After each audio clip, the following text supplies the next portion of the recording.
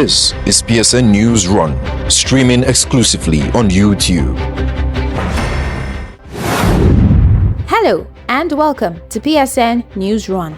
Our top stories: ASUU threatens strike, says union tired of government broken promises, and civil servant says he still gets paid salary after 2 years of relocation, reveals loopholes in services. All this and more on today's episode of PSN Newsrun. Educational setback is looming as Nigeria's public universities may soon face another shutdown as ASUU threatens to down tools over unpaid agreements, poor funding, and worsening working conditions, putting millions of students' futures at risk. Tessa Phillips filed in this report.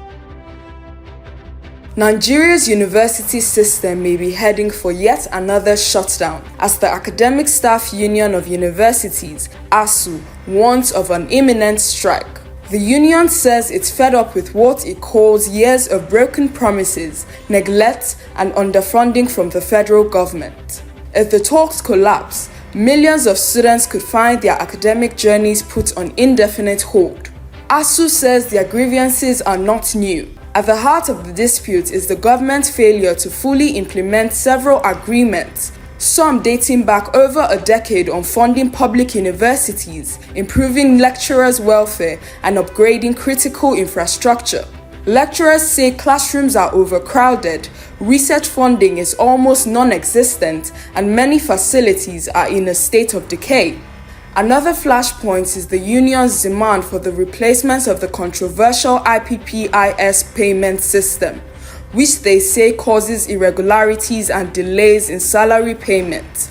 They also accuse policymakers of deliberately sidelining academics in key education reform decisions, while blaming them for the sector's failings. If ASUU makes good on its strike threats, Nigeria's public universities could grind to a halt again.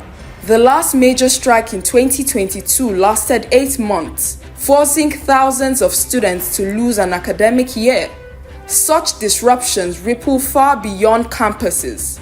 Graduates face delayed entry into the workforce. Parents shoulder higher costs for prolonged study periods. The country's already fragile education ranking takes another hit, eroding global competitiveness. This standoff exposes deeper cracks in Nigeria's education policy and funding priorities. Critics argue that until the government treats education as a long-term investment rather than a budgetary afterthought, the cycle of strikes and lost learning will continue. Tessa Phillips, PS News. The Dangote Petroleum Refinery has cut petrol prices from 1,060 naira to 939 naira 50 kobo per litre, offering a glimmer of relief for Nigerians battling rising living costs. In a rare piece of good economic news, the Dangote Petroleum Refinery has slashed the price of petrol from 1,060 naira to 939 naira 50 kobo per litre.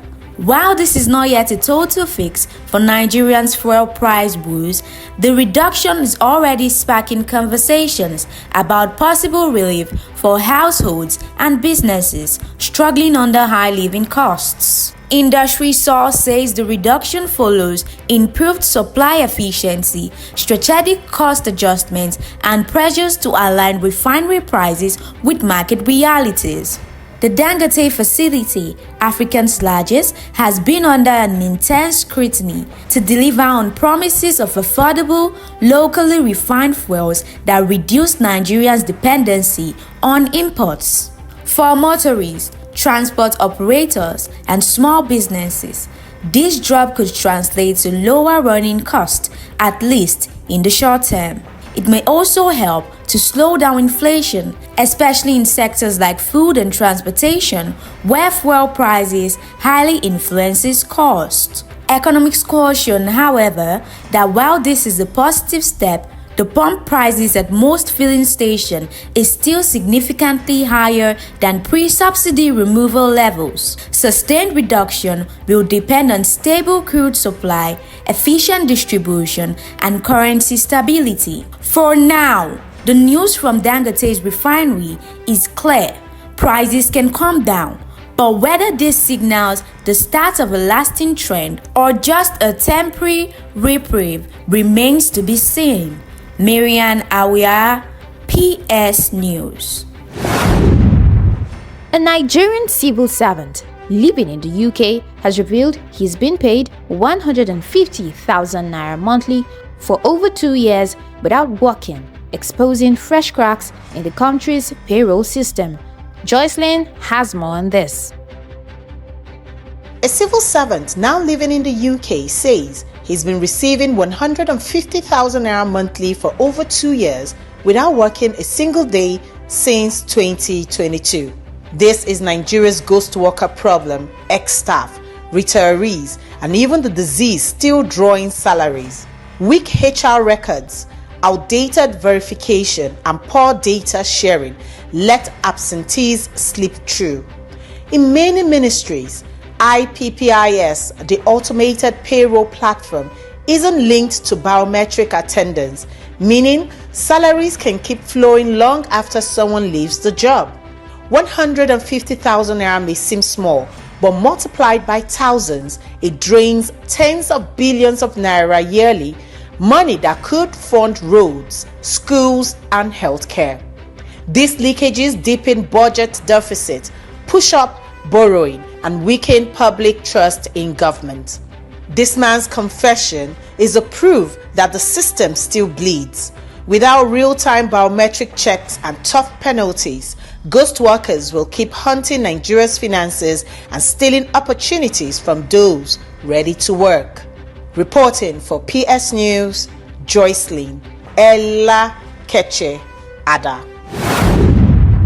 In a new scientific invention, a Bill Gates-backed startup has unveiled butter made entirely from carbon dioxide, no cows, no plants, promising big environmental benefits and a taste just like the real thing. We sure would like to hear Joycelyn on this. A Bill Gates-backed startup says they've cracked the code, turning carbon dioxide into a creamy, spreadable butter that looks and tastes just like the real butter.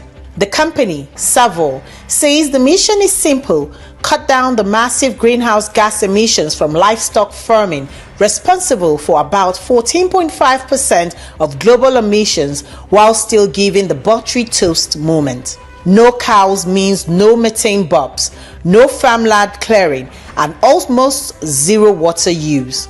The science behind this: they capture CO2 from the air, mix it with green hydrogen, run it through a high-tech chemical process, and create fat molecules identical to those in dairy butter.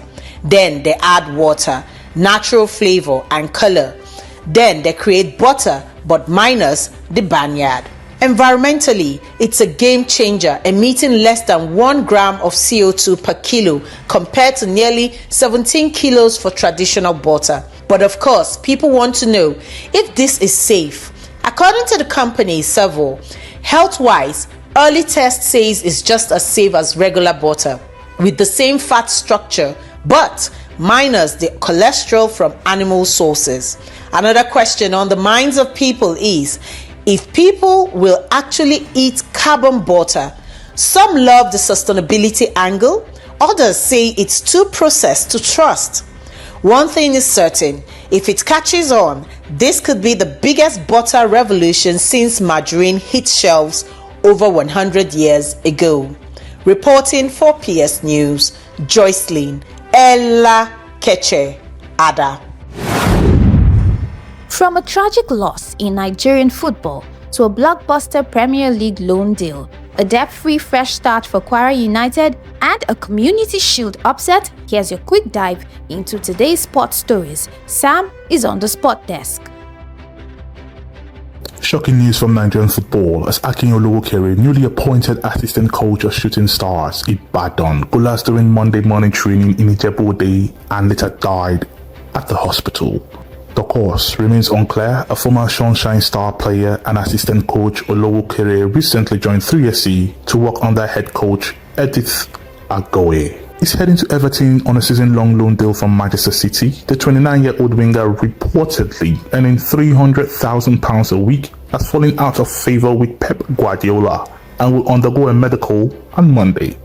Grealish made 32 appearances last season, but only half as a starter. Kwara United chairman Kumbi Titiloe says the club is financially stable and mentally strong for the NPFL season and CAF Confederation Cup. The club has cleared a 16-year debt of 201 million naira in sign-on fees owed to players and coaches, calling it freedom at last.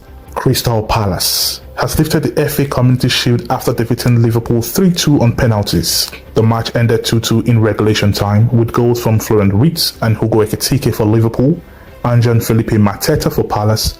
Keeper Dean Henderson saves and Justin Devaney winning penalty sealed Palace victory. This is Samuel Ackman for PS News. You just watched PSN Newsrun, streaming exclusively on YouTube. This is your trusted voice for news that matters. Subscribe, like, share, and stay informed.